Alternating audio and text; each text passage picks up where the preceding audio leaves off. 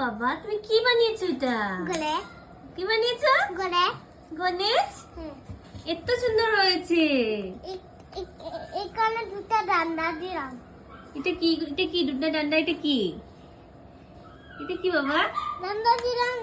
আর তুমি মালা টালা কোথায় পেয়েছো? তারপরে যে ফুল টুল কোথা থেকে আনলে?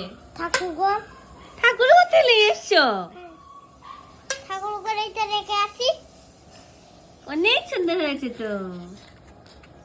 বাবা কোথায় যাচ্ছে এখন?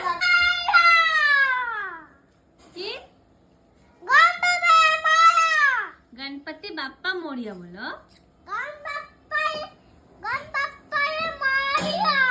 এখন আবার কি করছিস?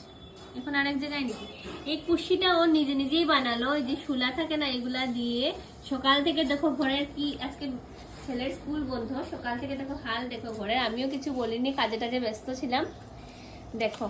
আর এদিকে এই শুলাগুলো থেকে কেটে ফেটে এখন একটা কুশি বানালো। যাই হোক, সুন্দর একটা জিনিস বানালো, গণেশ বাবার কুশি বানালো। দেখে মনটা ভরে গেছে। আর মানে এগুলা মানে ওর দুষ্টুমি দেখে আর মানে ইগনোর করছি। মানে এত সুন্দর বানিয়েছে, নিজেরই ভালো লাগছে দেখে। খুব সুন্দর হয়েছে। ঠাকুর ঘরে ঠাকুর ঘরে